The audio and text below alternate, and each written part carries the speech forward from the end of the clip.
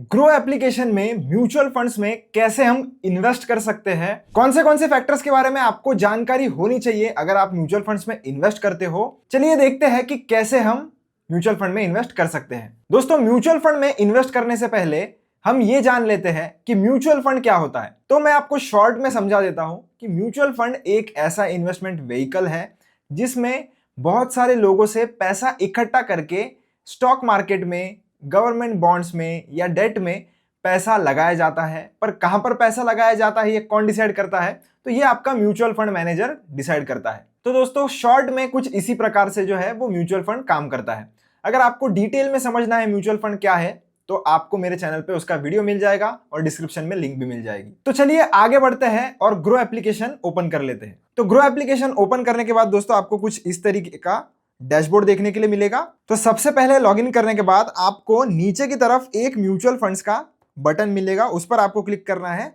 इसके बाद आप डेडिकेटेडली म्यूचुअल फंड्स वाले सेक्शन में आ जाते हो। अब यहां पर आपको बहुत सारी चीजें दिखाई दे रही होगी, पर टेंशन मत लीजिए, सारी चीजों को इन डिटेल हम समझने वाले हैं और वीडियो खत्म होने तक आपको सारी चीजें इन डिटेल पता होगी, ये मैं आपको गारंटी दे सकता हूं। सबसे पहले जब आप एक्सप्लोर वाले सेक्शन में आते हो तो ऊपर की तरफ आपको पॉपुलर फंड्स देखने के लिए मिलते हैं। अब पॉपुलर फंड्स यानी क्या? पॉपुलर फंड्स यानी कि वो चहीते फंड्स जिसमें इन्वेस्टर्स अभी पैसा इन्वेस्ट कर रहे हैं या लोगों को बहुत पसंद आ रहे हैं, तो वो पॉपुलर फंड्स होते हैं। तो उनकी लिस्ट आप ऊपर की तरफ देख सकते हो। तो कौन सा है? Motilal Oswal mid cap fund है, क्वांट का स्मॉल कैप फंड है। अगर आप राइट स्क्रॉल करोगे तो निप्पॉन इंडिया का लार्ज कैप फंड है, पराग पारिक का फ्लेक्सी कैप फंड है। तो ये सारी चीजें आप यहां से देख सकते हो। और इन फंड्स ने 3 साल में कैसा परफॉर्म किया है वो भी आपको राइट साइड में देखने के लिए मिलेगा कि पिछले 3 सालों में ये फंड्स जो है वो किस तरीके से यहां पर परफॉर्म कर रहे हैं। नेक्स्ट आपको कलेक्शंस देखने के लिए मिलते हैं। अब ये बहुत इंपॉर्टेंट है, अक्सर इन चीजों के बारे में लोगों को आइडिया नहीं होता है। तो आइए सबसे पहले हाई रिटर्न्स वाली कैटेगरी के बारे में डिस्कस करते हैं। अब हाई रिटर्न्स यानी कि क्या? तो उस पर अगर मैं क्लिक करूं तो यहां पर क्लिक करने के बाद funds with high returns in the last 3 to 5 years, यानी कि पिछले 3 से लेकर तो 5 सालों में जो भी फंड्स ने अच्छा परफॉर्म किया है, अच्छे रिटर्न्स दिए हैं, वो फंड्स की लिस्ट आपको यहां पर देखने के लिए मिलती है। जैसे एसबीआई का पीएसयू फंड है जिसने 37.71% के रिटर्न्स दिए हैं। मोतीलाल ओसवाल का मिड कैप फंड है जिसने 36.75% रिटर्न्स दिए हैं। और ऐसे ही आप सारे फंड्स को चेकआउट कर सकते हो। तो इसको मैं क्लोज कर लेता हूं, बैक पर क्लिक करेंगे। अब SIP विथ 500 रुपीज का ऑप्शन है। SIP विथ 500 रुपीज का ये मतलब होता है दोस्तों कि आप मात्र 500 रुपीज से हर महीने इसमें इन्वेस्ट कर सकते हो। SIP का मतलब होता है सिस्टमैटिक इन्वेस्टमेंट प्लान, जिसमें आप रेगुलर इंटरवल्स में एक फिक्स्ड अमाउंट इन्वेस्ट कर सकते हो। तो इसमें भी आप देख सकते हो JM का फ्लेक्सी कैप फंड है, निप्पॉन इंडिया का मल्टी कैप फंड है, HDFC का फ्लेक्सी कैप फंड है। तो आप चाहो तो ये सारी लिस्ट जो है वो एक्सप्लोर कर सकते हो। इसे भी मैं क्लोज कर देता हूं। यहाँ पर ऊपर बैक का बटन है, उस पर क्लिक करके तीसरी कैटेगरी है दोस्तों टैक्स सेविंग की। अब ये बहुत ही इंपॉर्टेंट है। टैक्स सेविंग का मतलब होता है दोस्तों कि जिन फंड्स में अगर आप इन्वेस्ट करते हो तो आपको टैक्स बेनिफिट्स मिलते हैं। तो ये जो टैक्स सेविंग्स की जो स्कीम होती है वो आती है ELSS के अंदर, जो कि आपको यहाँ पर भी कई सारे फंड्स के नाम के सामने देखने के लिए मिल रहा होगा। ELSS का मतलब होता है इक्विटी लिंक्ड सेविंग स्कीम। अब अगर आप इसमें इन्वेस्ट करते हो तो 3 साल का लॉक इन पीरियड होता है, पर इसी के साथ साथ आपको इसमें टैक्स बेनिफिट्स भी मिलता है। यानी कि अगर आप इसमें इन्वेस्ट करोगे तो सेक्शन 80C के अंडर आपको लगभग अप टू 46,800 रुपीज तक की आप सेविंग्स कर सकते हो। यानी कि अगर आप इसमें इन्वेस्ट करोगे तो आप हर साल सेक्शन 80C के अंडर डिडक्शंस क्लेम कर सकते हो रुपीज 46,800 रुपीज की। काफी सारे लोग इसमें इन्वेस्ट करते हैं, तो इसे भी हम क्लोज कर लेते हैं। अब जो नीचे की 3 कैटेगरीज है दोस्तों वो बहुत ही इंपॉर्टेंट है, क्योंकि जब कभी भी आप किसी भी इक्विटी स्कीम में इन्वेस्ट करने जाते हो तो आपको इन तीनों कैटेगरीज के बारे में नॉलेज होना बहुत ही जरूरी है। तो सबसे पहली कैटेगरी है दोस्तों लार्ज कैप। अब लार्ज कैप वो कंपनीज यानी कि जो टॉप 100 लिस्टेड कंपनीज है हमारे स्टॉक मार्केट की, वो लार्ज कैप के अंडर आती है। मिड कैप का मतलब वो होता है कि जो 101 से लेकर तक 250 तक की जो कंपनीज हैं उन्हें हम मिड कैप कहते हैं। और उसके बाद की जो छोटी छोटी कंपनीज है जिनका मार्केट कैप बहुत ही छोटा है उन्हें हम स्मॉल कैप कंपनीज कहते हैं। तो लार्ज कैप में जनरली अगर आप इन्वेस्ट करते हो तो उनमें आपको रिटर्न्स भी ठीक ठाक मिलते हैं और आपकी रिस्क भी ज़्यादा इन्वॉल्व नहीं होती। और जैसे जैसे जितनी जितनी छोटी कंपनीज में आप इन्वेस्ट करते जाओगे आपके रिटर्न्स बनने के चांसेस ज़्यादा होंगे, पर वहां पर आपकी रिस्क भी बढ़ते जाती है। उसके नीचे ग्रो एज ए एएमसी जो फंड्स ऑफर करता है वो लिस्ट मिल जाती है। नीचे अगर आपको दूसरे ब्रोकर में अगर आपकी कुछ म्यूचुअल फंड्स की इन्वेस्टमेंट है वो अगर आपको यहाँ पर ट्रैक करवानी है तो इंपोर्ट फंड्स का आपको ऑप्शन मिल जाता है। एनएफओ लाइव यानी कि जो भी नए फंड ऑफरिंग्स है, यानी कि जो जो नए नए फंड अभी स्कीम जो लॉन्च हो रही है उनमें अगर आपको इन्वेस्ट करना है तो वो स्कीम सारी आपको ये एनएफओ वाली सेक्शन में मिलेगी। कंपेयर फंड्स में अगर आपको कोई दो म्यूचुअल फंड स्कीम्स में जो कि सेम कैटेगरी की होनी चाहिए, अगर उनमें दोनों में कंफ्यूजन हो रहा है तो इसमें जाके आप उसे कंपेयर भी कर सकते हो।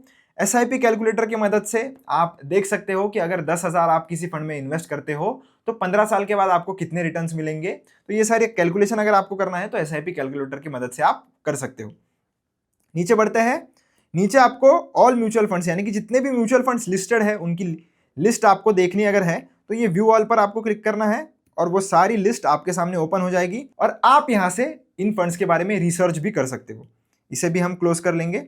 तो आइए एक फंड चूज कर लेते हैं और टर्मिनोलॉजीज के बारे में डिस्कस कर लेते हैं, जो कि मैंने आपको बताया था कि आपको अगर म्यूचुअल फंड में इन्वेस्ट करना है तो ये सारी चीजों के बारे में जरूर पता होना चाहिए। तो इसके लिए हम ये मोतीलाल ओसवाल का जो मिड कैप फंड है जो ऊपर की तरफ ही आ रहा है उस पर ही मैं रैंडमली क्लिक कर रहा हूं। ये मेरे तरफ से कोई भी इन्वेस्टमेंट एडवाइस नहीं रहेगी। इस पर क्लिक करने के बाद आप देख सकते हो यहां पर लिखा है कि इसमें कितनी रिस्क इन्वॉल्व है। तो ये एक मिड कैप फंड है इसलिए इसमें बहुत ज्यादा रिस्क है, तो यहां पर लिखा हुआ है वेरी हाई रिस्क। ये एक इक्विटी कैटेगरी का फंड है यानी कि आपका जो पैसा है वो डायरेक्टली स्टॉक्स में लगने वाला है, इसलिए ये इक्विटी कैटेगरी का फंड है। और इसकी सब कैटेगरी है मिड कैप, क्योंकि ये मिड कैप कंपनीज में इन्वेस्ट करेगा। नीचे 3 साल में इसने कितना रिटर्न दिया है, एनुअलाइज्ड रिटर्न है तो 36.75% का इसने रिटर्न दिया है एनुअलाइज्ड। आपको अगर इसके एनएवी का ग्रोथ देखना है तो वो आप देख सकते हो पिछले 3 सालों में इसके एनएवी का कैसे फ्लक्चुएशंस रहा है। ऑल पर अगर आप क्लिक करोगे तो स्टार्टिंग डेट से लेकर तो आज तक ये फंड ने कैसा परफॉर्म किया है ये आप देख सकते हो। एनएवी ये आप यहां पर देख सकते हो। एनएवी का मतलब होता है नेट एसेट वैल्यू, यानी कि जैसे कि स्टॉक की प्राइजेस होती है ठीक उसी तरह म्यूचुअल फंड के यूनिट्स होते हैं, और यूनिट्स को अगर आपको खरीदना या बेचना है तो उस केस में वो कहां पर आप कर सकते हो, तो वो एनएवी के प्राइस पर आप कर सकते हो। तो मान लीजिए जैसे आपको इस फंड में इन्वेस्ट करना है 1000 रुपीज, तो आपको एक यूनिट कितने रुपए का पड़ेगा, तो वो 125.75 रुपए का पड़ेगा। पर जिस दिन मैं शूट कर रहा हूं तब इसकी ये एनएवी है, शायद आप जिस दिन इन्वेस्ट कर रहे होगे उस दिन एनएवी ऑब्वियसली डिफरेंट रहने वाली है। रेटिंग आप देख सकते हो।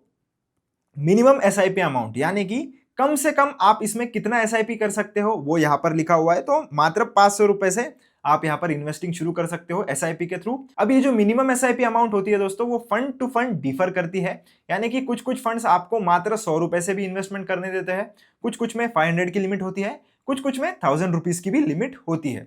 तो आप जिस भी स्कीम में इन्वेस्ट कर रहे हो आपको चेक करना पड़ेगा कि मिनिमम एसआईपी अमाउंट उन्होंने कितना डिसाइड किया है।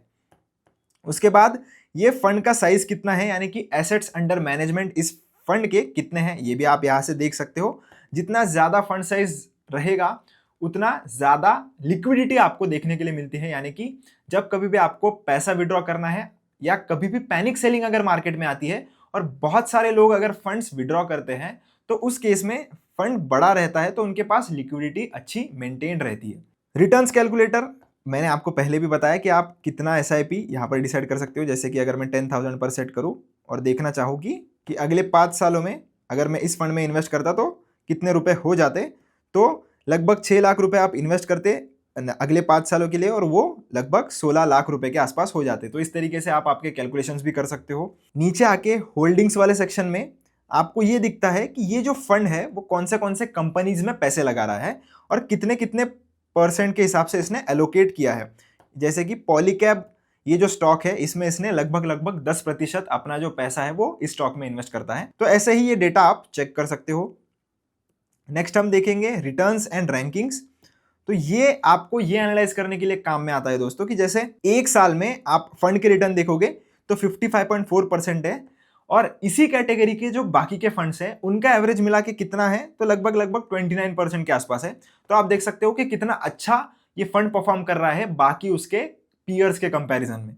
तो ये कैटेगरी में नंबर 1 फंड है, 3 साल में भी नंबर 1 है, 5 ईयर्स में भी नंबर 1 है। तो ये फंड्स कंसिस्टेंटली बहुत ही अच्छा परफॉर्म कर रहा है। सिमिलर फंड्स यानी कि इसके जैसे अगर आपको और फंड्स देखने हैं तो वो भी आप यहाँ से देख सकते हो और नाम भी उनके आप यहाँ से पढ़ सकते हो। अब ये जो मैं आपको पोर्शन समझाने वाला हूँ दोस्तों ये बहुत ही इंपॉर्टेंट है, ये थोड़ा कोर फाइनेंस के कंसेप्ट्स में आ जाते हैं, पर अगर आप इन्हें समझ जाते हैं तो आपको लाइफ टाइम बहुत ही इसका फायदा होने वाला है। तो एक्सपेंस रेशो। अब दोस्तों एक्सपेंस रेशो ये वो फीस होती है जो आपसे ली जाती है, क्योंकि ये लोग आपका पैसा मैनेज कर रहे हैं, एक तरीके से अपना रिसर्च यूज कर रहे हैं, अपनी टीम यूज कर रहे हैं, अपने रिसोर्सेज यूज कर रहे हैं और आपके बिहाफ पे ये लोग डिसीजन ले रहे हैं और आपका पैसा मैनेज कर रहे हैं। तो ऑब्वियसली ये वो चीज़ है, फ्री में तो नहीं करेंगे क्योंकि उनको लोगों को सैलरीज देनी पड़ती है, ये सारी चीज़ों के खर्चे उठाने पड़ते हैं। तो ये सारे एक्सपेंसेस कवर करने के लिए वो आपसे एक छोटी सी फीस चार्ज करते हैं जो सालाना आपसे ली जाती है। सालाना ली जाती है से मेरा मतलब है कि 0.54% पर एनम आपसे लिया जाता है, पर ये आपसे प्रतिदिन डिडक्ट की जाती है। कैसे, मैं आपको बताता हूं, ये कोई भी नहीं बताता, इसलिए तो सब्सक्राइब बनता है दोस्तों। तो 0.54% डिवाइडेड बाय 365 आपको करना है।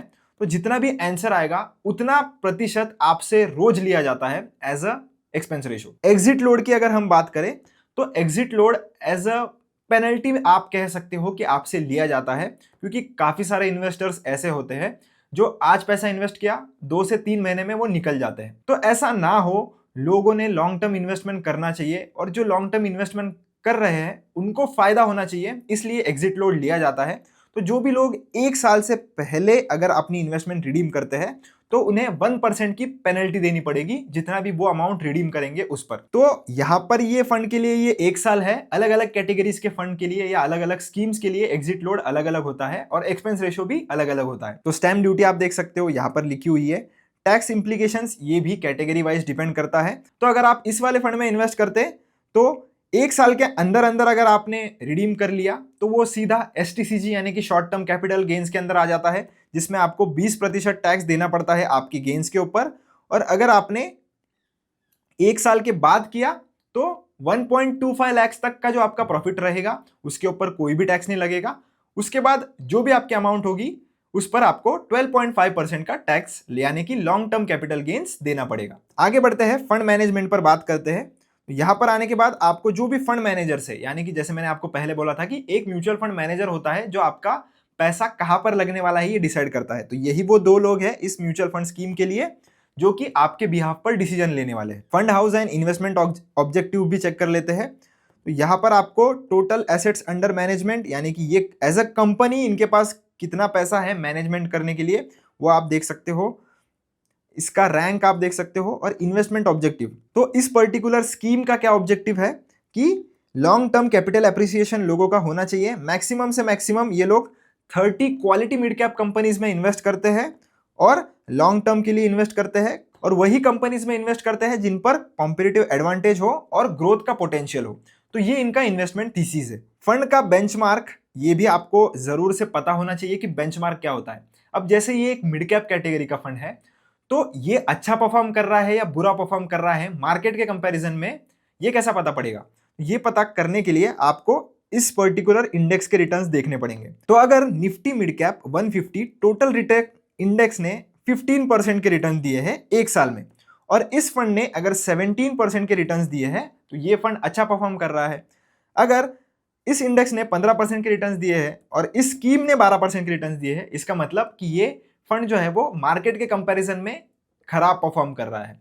तो आप इस बेंचमार्क की मदद से अंदाजा लगा सकते हो कि फंड अच्छा कर रहा है मार्केट से या बुरा कर रहा है। अब लास्ट आपको 2 ऑप्शन मिलते हैं कोई भी म्यूचुअल फंड स्कीम में इन्वेस्ट करने के। एक होता है वन टाइम का मतलब ये होता है कि लमसम इन्वेस्टमेंट करना। जैसे कि अगर आपके पास 5 लाख रुपीज है तो आप एक साथ 5 लाख रुपीज अगर इन्वेस्ट करते हो तो इसे हम लमसम कहते हैं। दूसरा मेथड होता है SIP यानी कि सिस्टमैटिक इन्वेस्टमेंट प्लान, जिससे आप हर महीने एक पर्टिकुलर अमाउंट इन्वेस्ट कर सकते हो। तो अगर आपको ग्रो एप्लीकेशन में वन टाइम इन्वेस्टमेंट कैसे करनी है, ग्रो ऐप में SIP कैसे करनी है, ये अगर आपको डिटेल प्रोसेस देखना है, एक कंप्लीट ट्यूटोरियल मैंने बनाकर रखा है जिसमें मैंने इन्वेस्ट भी करके बताया है, तो आपको वो दोनों वीडियोस मेरे चैनल पर मिल जाएंगे। आप जरूर से उसे चेकआउट कर सकते हो, जहां पर डिटेल प्रोसेस आपको देखने के लिए मिल जाएगी। तो ये वीडियो आपको कैसा लगा मुझे कमेंट सेक्शन में जरूर बताना। अगर आपको कुछ ऐसा नॉलेज मिला होगा जो आपको इससे पहले नहीं पता था तो जरूर से वीडियो को लाइक करना। अगर आपको कोई डाउट भी आता है तो आप कमेंट सेक्शन में मुझसे पूछ सकते हो। मिलता हूं आपसे एक नई वीडियो में। Till then keep learning keep earning.